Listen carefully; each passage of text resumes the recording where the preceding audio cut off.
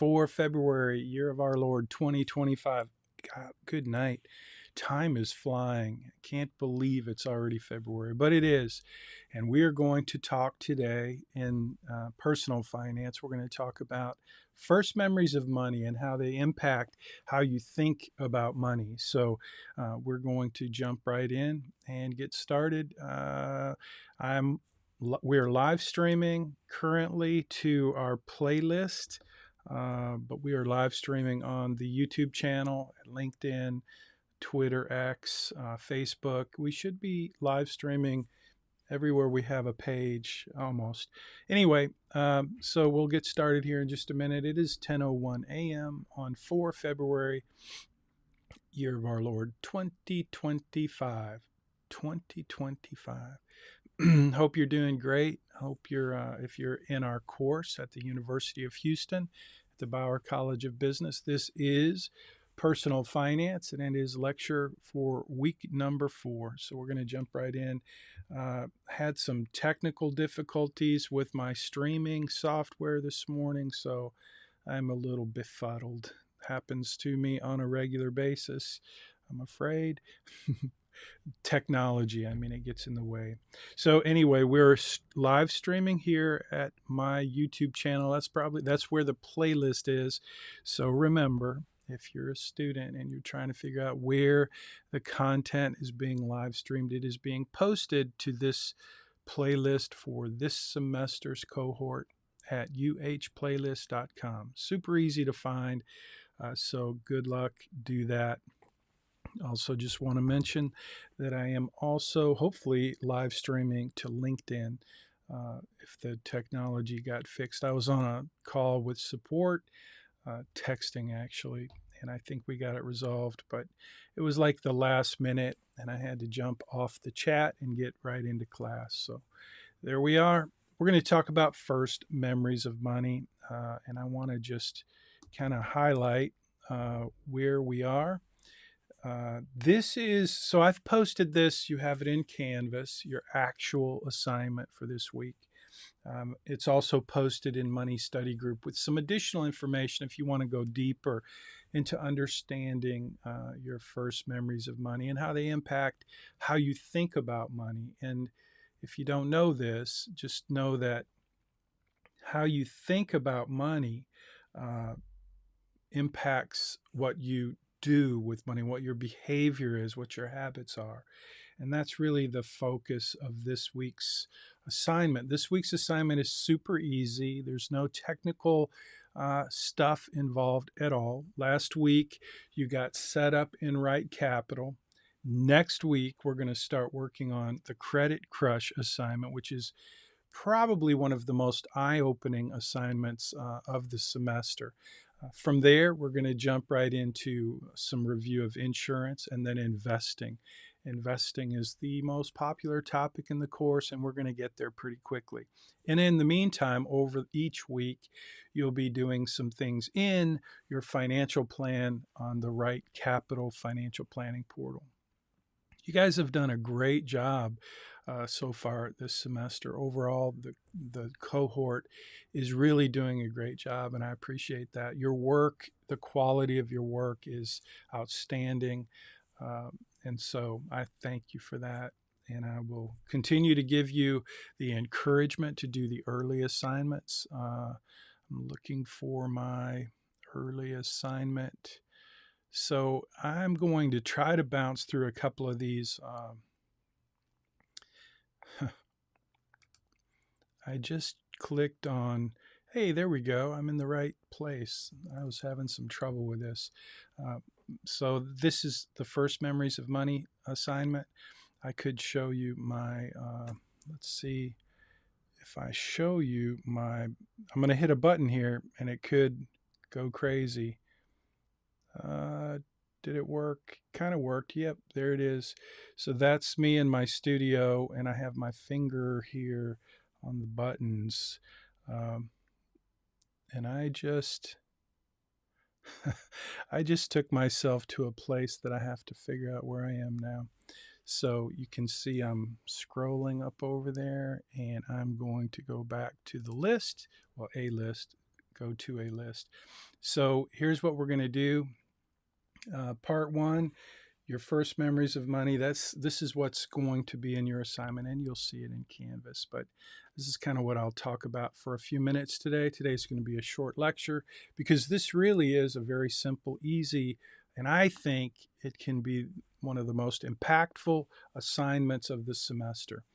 And it may seem like it has very little to do with personal finance, but in fact, it has a ton to do with personal finance. So we're going to talk about your first memories of money, talk about some childhood memories. And when you think about your first memories of money, I want you to think about, okay, there's where I had we're here with week 4. Somehow we got the covered call strategy, which is not supposed to be here. Here we go. I clicked on the wrong scene. I think we'll be, so I'm just going to talk for a minute about this week's assignment. And you will see this content is in Money Study Group. It's also posted. I will post a link in this week's live stream. Right now, the description for the video, if you happen to be watching live right now, you'll notice there's not much of a description in the video description. So if you're watching on YouTube or Facebook or LinkedIn, sorry about that. That was one of the technical issues I was having, updating the description. But there will be a link, okay? There will be a link to this post. This is what I'm looking at, and this is where you'll have a link to this post. But again, you have plenty of content in Money Study Group to help you prepare for this week's lesson. It's a very easy lesson.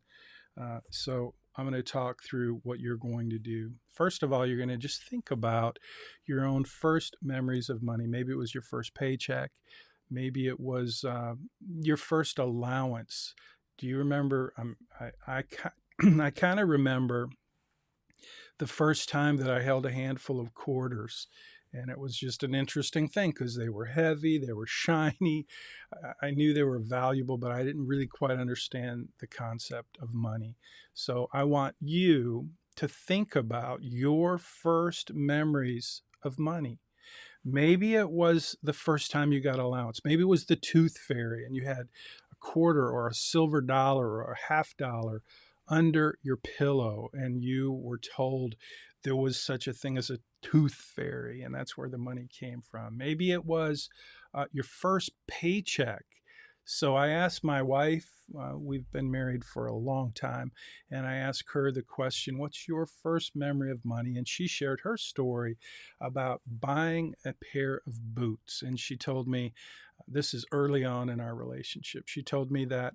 And so this story, and I'll unpack it just a little bit so that you will understand how this story helped me understand my wife, Connie. So my wife, Connie, grew up in Austin, Texas.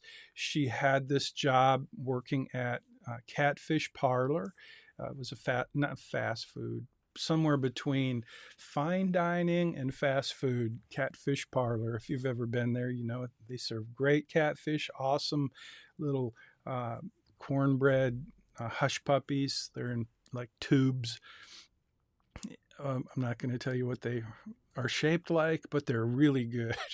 Anyway, so that's where she worked. Her first job, she was like 15 years old. Actually, she may have worked at Bill Miller. She worked at Bill Miller, and then she went to Catfish Parlor. And I think it was Bill Miller. She was actually, I believe, 15 years old.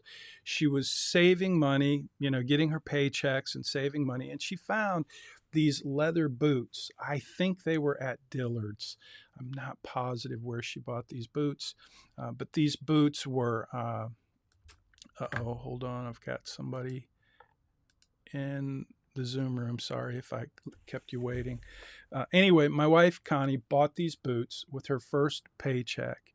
And her first memory of money is that she took this paycheck and she bought these boots that she really wanted. She was really excited about buying these boots and having these boots. She loved these leather boots. They were perfect until she bought them. And then she realized she just spent her entire paycheck, or almost her entire paycheck, on this pair of nice boots, and she realized that the thrill wore off pretty quickly. And so her purchase of these boots that she thought she had to have, she realized it was a big deception. Okay. The idea that she has to have something turned out to be false. And she realized that she would have been much more satisfied if she would have kept the money in her checking account and saved it. And that turns out to be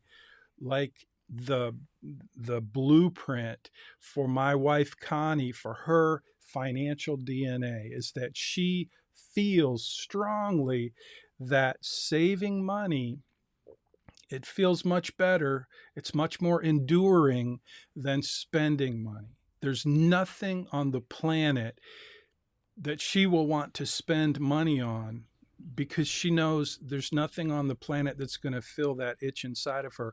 Saving for the future is far more important. Now, let me tell you quickly, there's something that she will spend ravishly.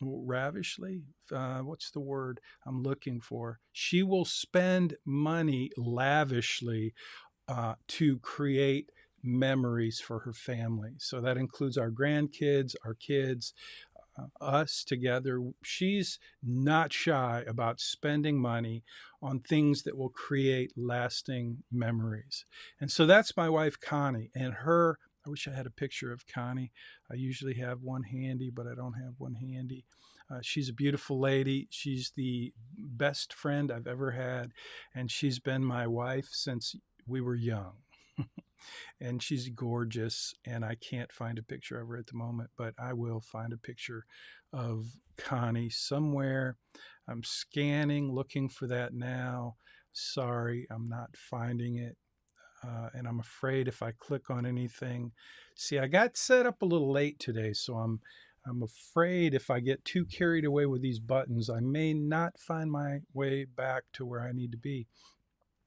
So at any rate, that is a story about my wife, Connie. Her first memory of money speaks volumes about her and about what she, what she experienced in sharing that story with me. So I want you to think about your first memory of money. And I'm going to try and get this out of the way. Okay, there we go. Get that out of the way. Okay, so your first memory of money, that's part of your assignment, just to share that. But I really want you to think about how your first memories of money impact you. You'll read some of my first memories of money and how they have shaped me. They really didn't, those first experiences with money, they shape you in terms of how you find yourself behaving with money throughout the rest of your life. So it can be very valuable. The second part of the assignment is to do a parental interview. Let me see if I can find. Boom, there we go. I think that's it. This is part 2. It's your family interview. So the first part is just to talk about your first memories of money. The second part of the assignment is for you to do an interview. And this interview it's called a parental interview because you are instructed to interview parents, not roommates. If you interview your roommate, you will get a 0 on the assignment. If you interview a brother or a sister, you will get a 0 on the assignment. So please share that in GroupMe. Every semester, a student comes in and does an interview with their roommate. Imagine that. It's like they waited till the last minute. Roommate happens to be there, so they do that interview and they get a 0. And then I have to answer emails and explain to them that during the lecture in the weekly Zoom meeting that is required for you to watch each week, I mentioned very clearly this is a parental interview, which means parents, you can do uncles or aunts, grandparents are fine as well. Here's the thing I want you to think about. The person that you choose to interview, whether it's your parents, grandparents, aunt, uncle, whoever you choose to interview, that is an important part of this assignment. It's an important part of your intention in this assignment, because here's the thing. If, let's say, you were my niece or nephew, or my grandchild. You're too old to be my grandchild. Thank the Lord for that. But let's say I was your parent and you were in college and you wanted to interview me and my wife. What you would be doing is you would be making a choice to say to yourself, hey, self, I want to know what Jim Munchback thinks, what his experience is, what he can share with me about money and attitudes about money and experiences with money from his own life, his and her, me and Connie. So if think about the same thing for your parents, your aunt, uncle, your grandparents. Who is it in your family that you really want to approach and learn from? Because that decision right there is a very big decision in the context of this assignment. But more than that, it's a big statement for you and the person you select to interview, because you're asking them to share their wisdom with you. And that, I think, is meaningful. And so I want you to approach this assignment with that in mind, that you have this opportunity to go to someone in your life, in your family, or your extended family, and you get to invite them to share their wisdom with you. And I want you to set the table with them to be sure that they know that you're asking them because you respect what you perceive as their ability to manage money effectively. Okay, so I'm sure you have folks in your family, if you look around, where you will say, hey, these folks seem to have it down, like they know how to manage money. And then you have other folks in your family that you probably perceive as, wow, they really don't have a clue. And so you get to choose. And I want you to know that when you choose to interview someone who you feel like has something valuable to share with you in terms of their wisdom and their experience with money, just by choosing them, you're honoring them. You're saying to yourself, hey, self, I want to learn from this person. So set the table with that and just be aware that by asking them to engage in this interview, you are honoring them in that way. So the second thing I want you to be aware of is when you do the interview, I want you to remember, I want you to be very, very aware that sometimes these questions, the questions that are in your assignment that you're going to be asking in your interview, sometimes these questions can stir up emotional discomfort. Okay, sometimes there's a certain elements of regret or certain elements of kind of shame where someone has made really dumb mistakes with money, or maybe they didn't make dumb mistakes. Maybe they just had bad experiences and maybe they learned from them, but there was a lot of pain in the process. My grandson, Caleb, who is 6 years old, told me this week, pain is a great teacher. Pain is one of the best teachers. I'm like, where did you get that? But he said it perfectly clearly. A 6-year-old. I wish I had. I'm gonna make sure in the future I have pictures of the people in my life that I'm talking about, because you would love Caleb. He's awesome, and I could pull up some pictures. In fact, I'm gonna pull up a picture of Caleb if I can. This is Caleb. I'm gonna pull up my iPad and see if you can see Caleb. So that's Caleb. That's not his tongue, by the way. We were skating this weekend at the skating rink, and he wanted to show me that he could make his lip look like that. So that's Caleb. He's a funny guy. That's Caleb, my grandson. He's awesome. Anyway, that's Caleb. I'll show you some pictures of my wife at some point. But Caleb had some profound words. Pain is a great teacher. And when you do this interview, you may discover that the folks you choose to interview have experienced some pain in their life when it comes to managing money. And so just be aware of that. Have respect for that and some level of understanding and awareness. Okay, it could be pain, it could be shame, it could be regret. And so just be aware of that. Just be present with whoever it is you're interviewing. Listen with your ears, listen with your mind, and listen with your heart. And have empathy and just learn and be grateful for the opportunity to learn. That's really the assignment this week. It's not difficult. It's really not difficult, but it can be very meaningful. And I hope it is. I hope it's very meaningful for you. I hope you learn some things that are very practical.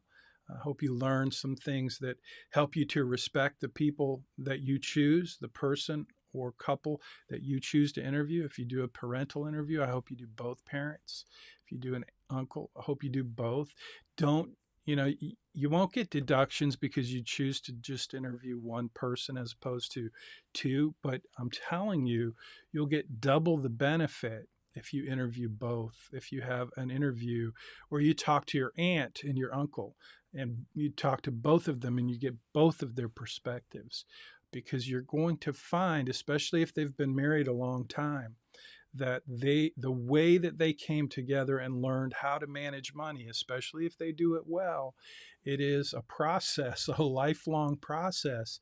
Remember, some of you pointed out in your assignments last week that the number one cause of divorce, at least in the United States and probably across the world, the number one reason for divorce, if you don't know what it is, go back and read some notes.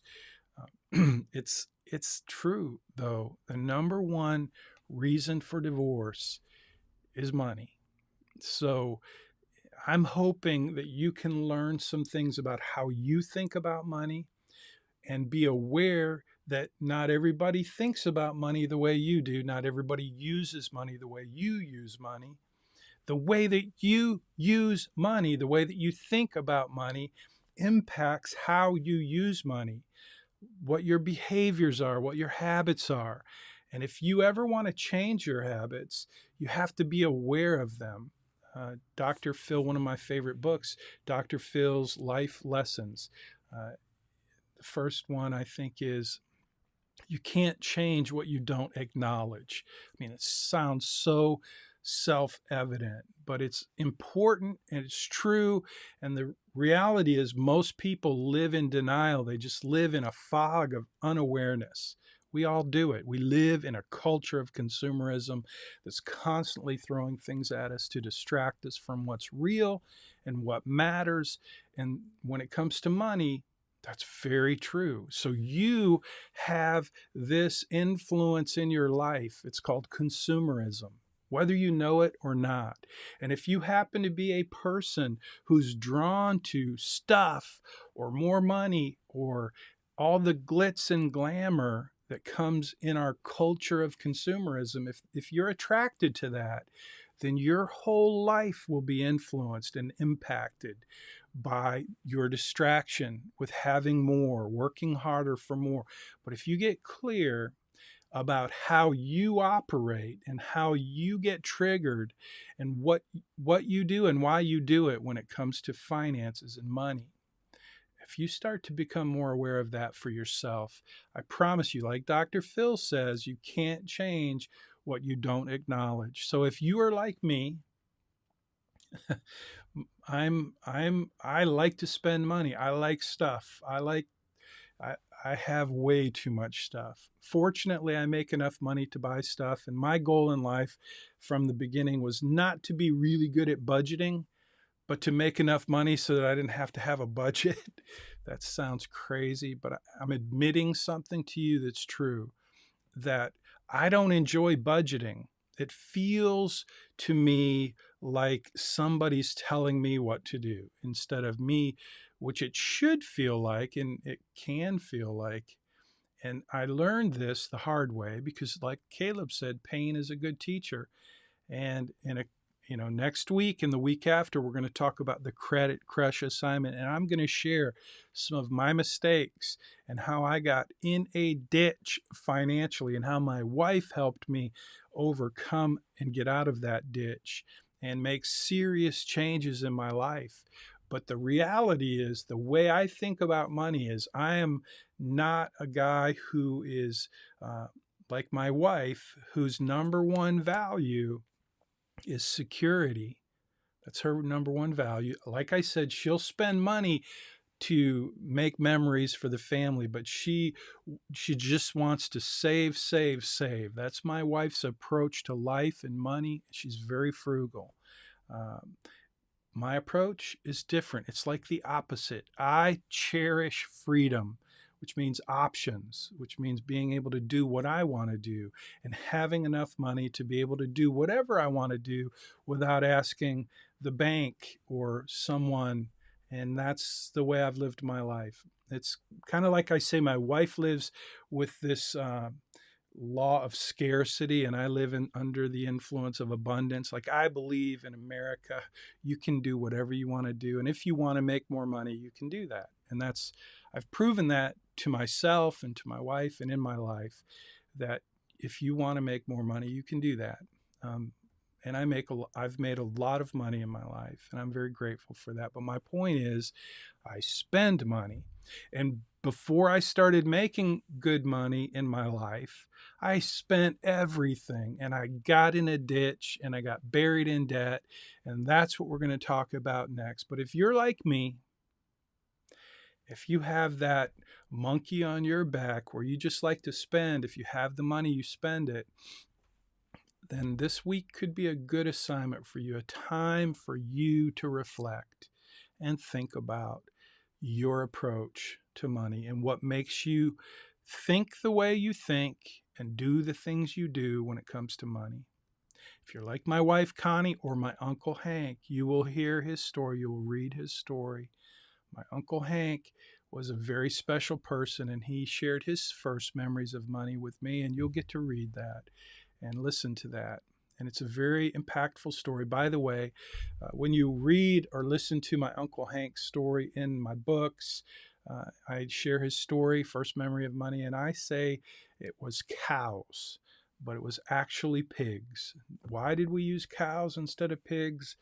Long story, but in the process of writing a book, you have editors and they think this will be better than that, and you'll see some stories that will make sense if you care to know about the editorial process. But the truth is, my Uncle Hank comes from a family of pig farmers, and his first memory of money, as you will read and listen to, was him seeing his father weep, cry, crushed by the reality that he was a pig farmer, and the day that he was supposed to get paid for the entire year's worth of pig raising, the dude absconded with the family funds when they sold their pigs to this pig broker who ended up not paying them for the pigs. So they lost all of that year's pigs, the whole pig farm basically that they'd raised for a whole year. My Uncle Hank saw his father cry, and he learned as a very young boy that that's how life can be. So my Uncle Hank became very much like my wife Connie, and he was so frugal. And when he shared his first memories of money with me, we got to talk about the pain of pinching pennies and how he'd done super well in his life. He'd become nicely wealthy, and yet he had a hard time spending money. And so he made some commitments as a result of that. And one of the commitments he made was the family lake house, which is an amazing place in Bowling Green, Kentucky, that is there to this day, that is used by the family because my Uncle Hank wanted to do something that said, hey, there's something more important than money. But that conversation about his first memory about money produced this kind of this declaration, if you will, and this awareness. And that's what I want to happen with you. I want you to be aware. So that's pretty much it for this week's lesson. I'm going to get rid of that. If you haven't checked out LinkedIn, if you're on LinkedIn, and I hope you are since you're a business student, or at least most of you are students at the Bauer College of Business, I hope you will.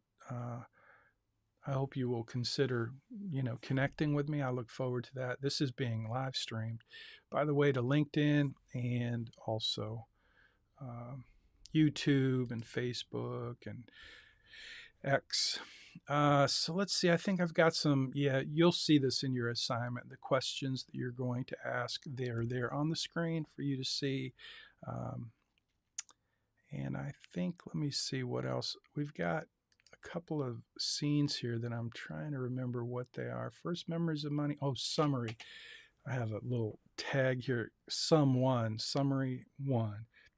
So that's kind of a summary. You're going to connect your first memories of money with your current financial behaviors. And it's a powerful exercise, like I said, for self awareness. Like Dr. Phil said, if you're not, you can't change what you don't acknowledge. So that's really one of the benefits or outcomes of this assignment. And, you guys are a lot younger than I am. You are hopefully a lot younger than the folks you're going to choose to interview this week. And so the impact of this question, your first memories of money, somehow, in my experience, it's become clear to me that the older you are, the older you are, the more impact these questions have, the more reflection, the more emotional it is to go back to your first memories of money when you're a kid. But if you're still a young person, it's just not nearly as impactful. So don't, you may be like, okay, yeah, it seems like yesterday you got your first paycheck, and maybe there's not a whole lot of insights for you in that process. So if that's true, just realize that when you do your interview and you ask this question to someone my age or older, you're going to find that if you observe, you're going to see there could be like this emotional transformation where they actually go back in time and experience these first memories of money. So pay attention to that. It's when I, as a financial planner, I ask this question. I don't always get to ask it because sometimes when I start working with someone, it would just be kind of weird. They want to know, hey, I've got this amount of money, I want to invest it. Let's get going. And so we get to work.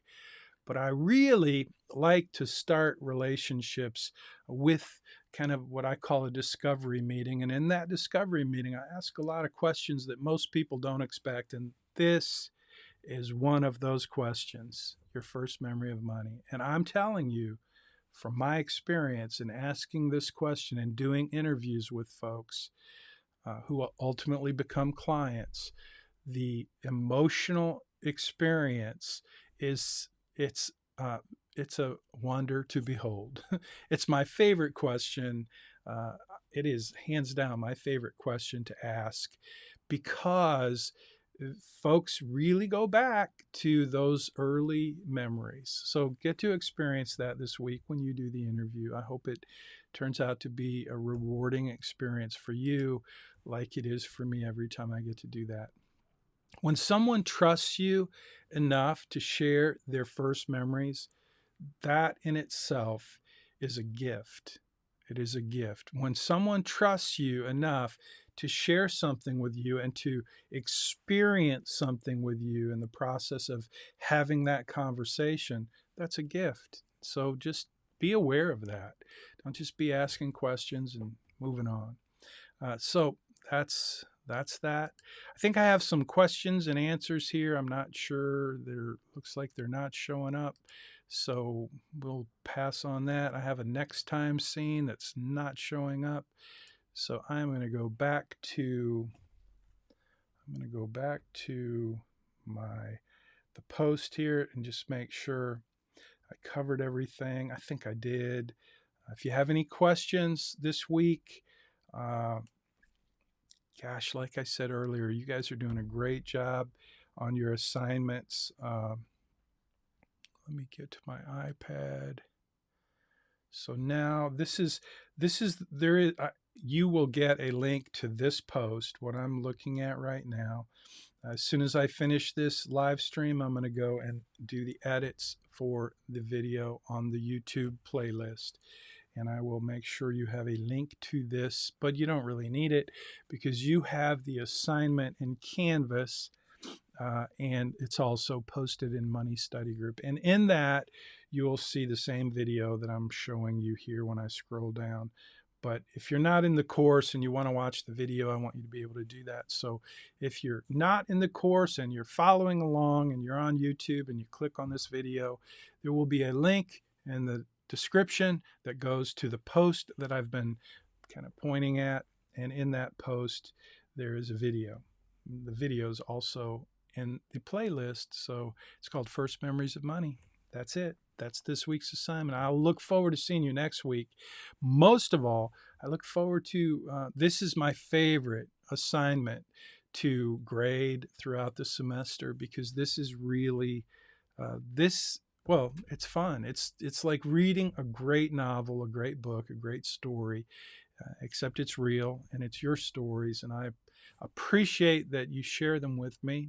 It is your assignment, so you don't have much choice, but I hope you do have a choice about how you approach this assignment and this interview. You do have a choice. You can approach it with a great deal of honor and respect and appreciation, or you can approach it like it's just another assignment and you need to get it done.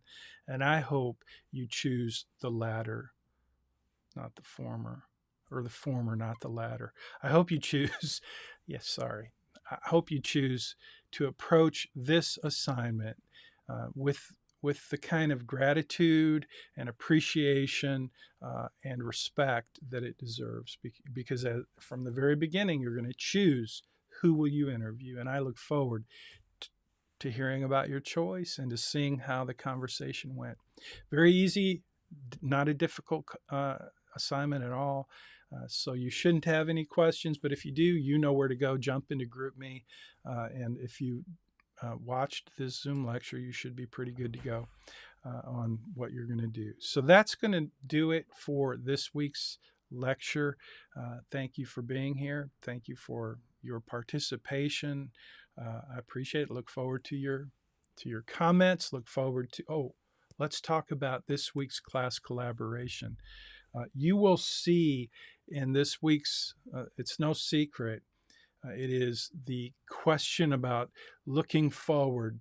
If if we had a conversation 3 years from now or 5 years from now, what would have to happen in your life for you to feel good about the progress that you made? That's kind of it. Just take a future snapshot and tell me, answer for yourself, and post that on Facebook, YouTube, or in Money Study Group. There's a special place to do that in Money Study Group. Make sure you grab a screenshot, include that in your assignment. That is this week's not so secret class collaboration. So thank you for that. And that's it. So I'll see you guys next week, and have a great week ahead.